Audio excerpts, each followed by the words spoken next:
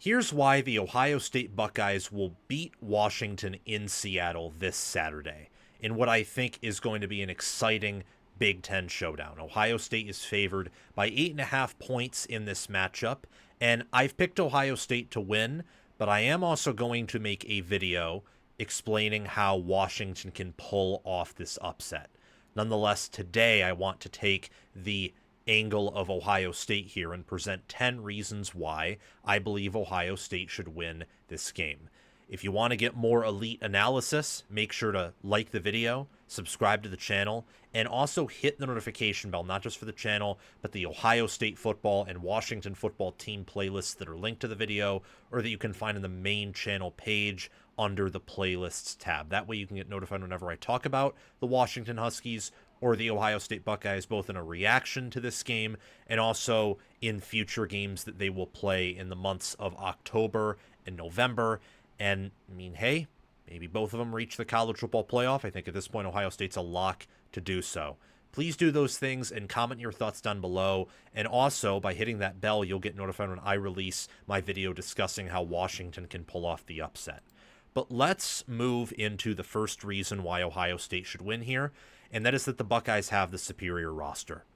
They have the #1 blue chip ratio in all of college football, and even adjusting for coaching, development, watching how these players play, looking at PFF grades, their statistics, looking at all the angles, Ohio State is such a superior roster to Washington, it's not even close. It's not funny how different these teams are, even in the transfer portal era, even in an era where all the teams at the top, including Ohio State, but also notably Georgia and Alabama, don't get the same players they did a few years ago in terms of average player ranking. The average recruit they're receiving commitments from now are lower than they used to because of NIL and because it's just harder to stack elite talent upon elite talent. Ohio State is still one of the most talented rosters in college football. They have the #1 blue chip ratio, so from that standpoint, they are the #1 roster in all of football, and they're just on a different playing field than Washington is. Reason number 2 are Ohio State's elite linebackers. So DeMond Williams Jr. is one of the best quarterbacks in football right now. He looks absolutely unreal. He's carried Washington to scoring over 50 points per game. Washington right now is second in adjusted offensive EPA per play. They are among the top teams in yards per play, averaging 8 yards per play. They have a success rate of over 50%. Big part of the reason why is DeMond Williams Jr. I think these linebackers in Arvell Reese and Sonny Styles will be able to tackle him in space. Reese has been the QB spy of this defense, and I think he'll do a pretty good job there. And these are some of the winners on this defense in terms of pass rush, even more so than some of the defensive linemen, because they are that good.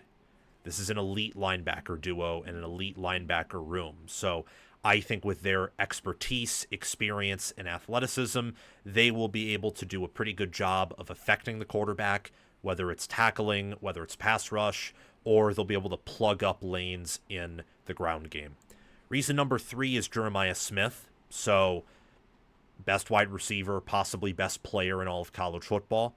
I'd certainly say the best. It'd either be him or Caleb Downs right now. 20 receptions for 315 yards and 3 touchdowns. Pretty, I would say, quiet for the first 3 games, but he's not going to stay that way forever. And Washington's pass defense is horrid. It's not a good unit, especially with Tacario Davis being out. Washington right now, they're allowing 6 yards per dropback from their opponents.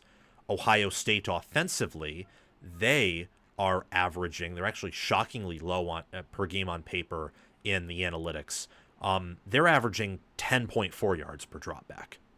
So Ohio State should be able to pass the football pretty successfully, and you know who Washington's going to cover and focus on covering here. It's going to be Jeremiah Smith. Even if they do focus on covering him, I don't think they're quite good enough to hold him back. I fully expect him to have over 100 receiving yards in this game and probably 2 receiving touchdowns. He's going to be that impactful.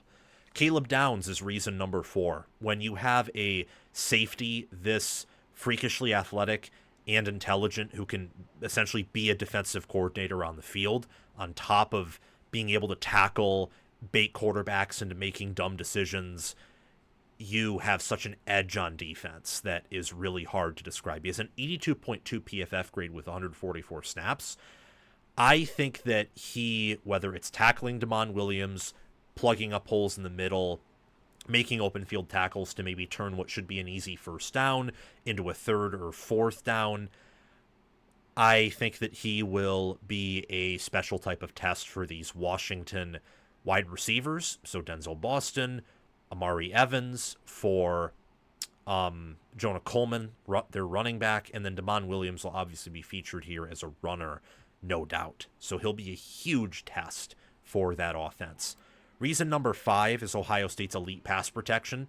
They've only given up 1 sack all season long. I don't know how much it'll be tested in this game. I'm inclined to say that it won't be that tested. I mean, they looked amazing against Texas. They have. Now, Colin Simmons, after that game, has also not played very well, so maybe we overrated Texas's pass rush a little bit. But Ohio State is...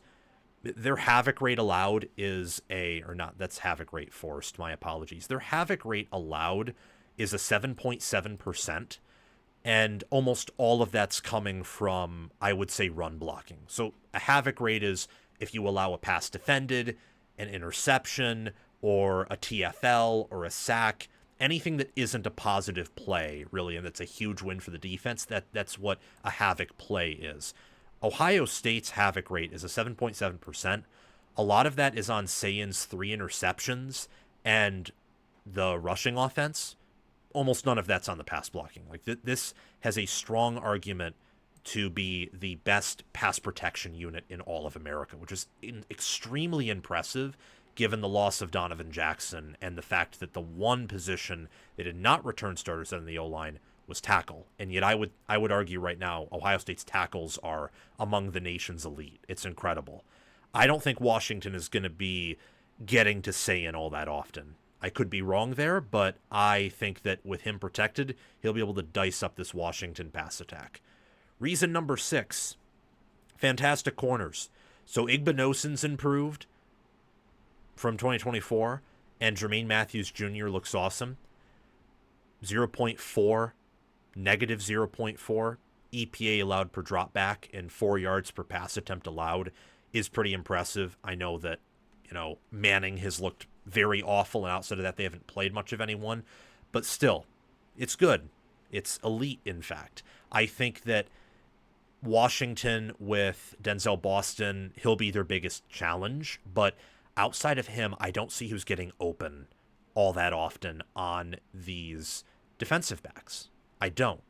Now, in theory, remember, I picked Ohio State to win, but only by about a touchdown. In theory, Ohio State should win by way, way more than this, in theory. And the corners, I think, would be a big part of the reason why, because I don't think Washington's offensive line is that good, and that is reason number 7, is that Ohio State's defensive line should eat that offensive line alive.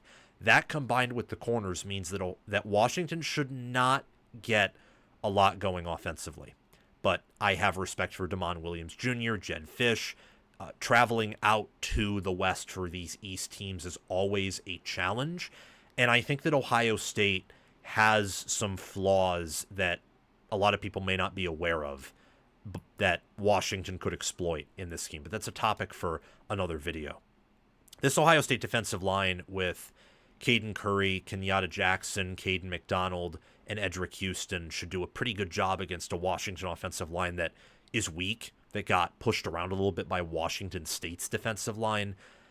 I would expect Ohio State's D-line to get pretty substantial push, whether it is pass protection or even run blocking here. I think that any positive play that happens with Washington's offense is due to their skill position players.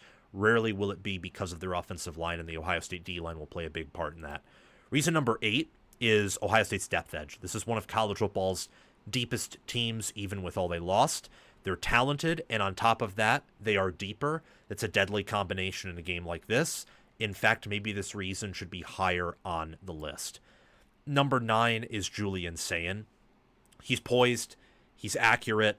He's made some pretty weird turnovers in the Grambling and Ohio game, but I'm really not concerned about that. I think part of the reason why that happened is because it was clear they want him to pass downfield and they want the deep passing game involved and they want him to score and be aggressive.